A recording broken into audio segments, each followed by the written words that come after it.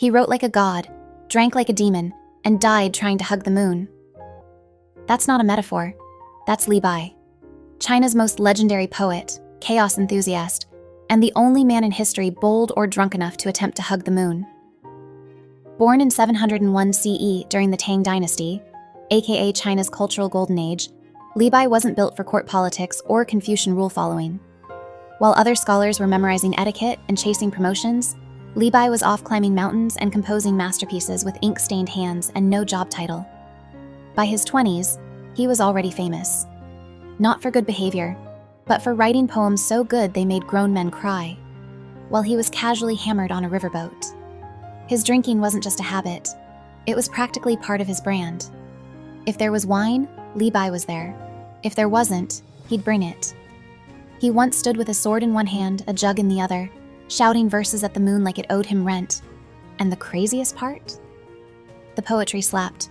He turned personal ramblings into national treasures. He made metaphors look effortless and moonlight feel like prophecy.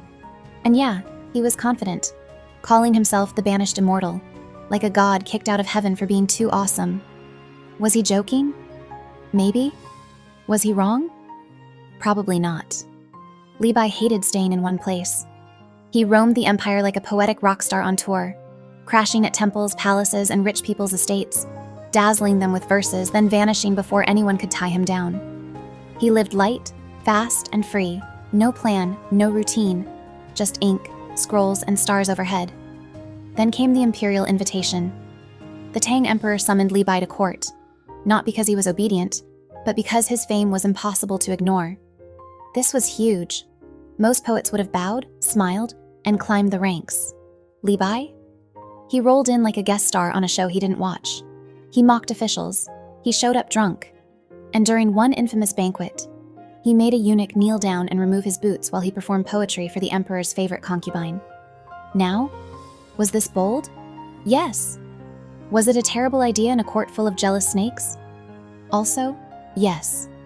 It was basically the Tang dynasty version of showing up to a royal dinner in your pajamas and flirting with the queen. He didn't last long at court. After getting politely booted, Li Bai shrugged, grabbed his brush, and hit the road like nothing happened.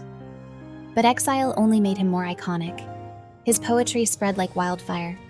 Kids memorized it, scholars analyzed it, drunks misquoted it in back alleys. Li Bai became the poet, the guy you quoted when you were heartbroken or high on moonlight.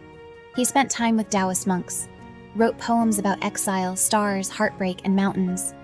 And while others wrote to impress the court, Li Bai wrote like his soul was on fire. One of his most famous lines? "Heaven gave me a gift, and I won't waste it. It wasn't ego, it was prophecy." And he lived up to it. He believed poetry wasn't just art, it was survival. A way to wrestle grief, chase joy, and leave something behind that couldn't be censored or silenced. Liking this story so far? Hit like and subscribe. We've got more madness from this drunk poet. Back to Li Bai. Later in life, he made the classic mistake of picking sides in a rebellion. And of course, he picked the losing side. He was imprisoned, almost executed. But again, powerful friends pulled strings and got him out. By then, he was older, slower, still brilliant, still writing, just a little more tired, and maybe a little more haunted by the moon he could never quite reach. And that's where the legend takes over. They say Li Bai was out on a boat one night, drunk, staring at the moon's reflection in the river. He leaned over to embrace it and fell in, just like that. The legend was gone. Was it real? Was it poetic fiction? Doesn't matter. Because if anyone would die like that, it was always going to be Li Bai. So, Li Bai drowns chasing the moon. The perfect tragic ending, right? Well, maybe. Historians can't even agree. Some say he died of illness. Others say he just slipped off a boat. And the whole embracing the moon thing might have been ancient fan fiction. But honestly, who cares? By that point, Li Bai wasn't just a poet. He was a walking legend. A chaos gremlin in robes, scribbling brilliance while wandering mountains, skipping royal meetings, and casually rewriting Chinese literature without asking permission. His poetry wasn't stiff or academic. It was alive, wild, full of bite.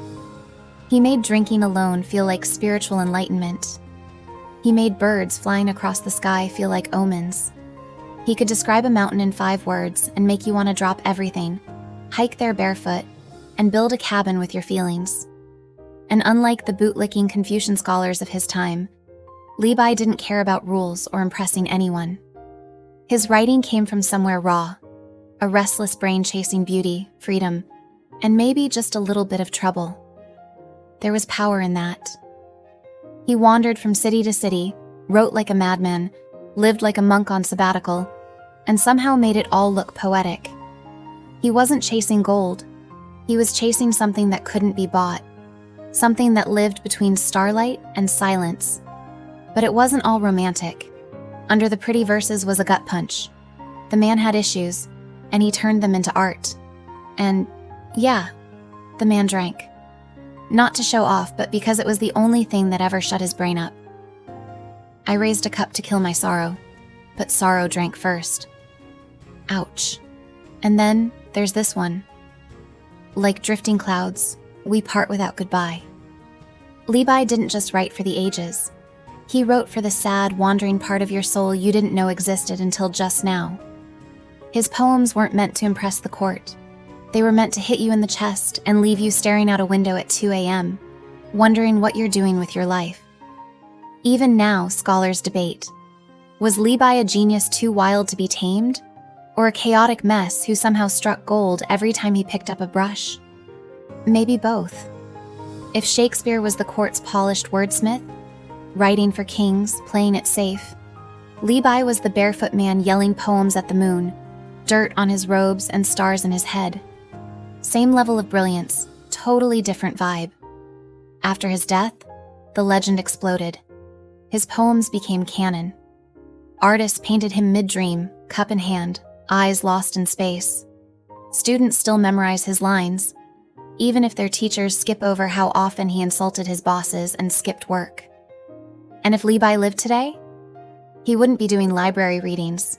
He'd be off-grid in the mountains, voice-noting poems into his phone, disappearing before you could reply, and somehow still trending on Chinese TikTok. Here's the thing. Li Bai didn't write for fame. He didn't write for emperors. He wrote because the world was too weird, too heartbreaking, and too beautiful to keep bottled up. He didn't chase status. He chased wonder.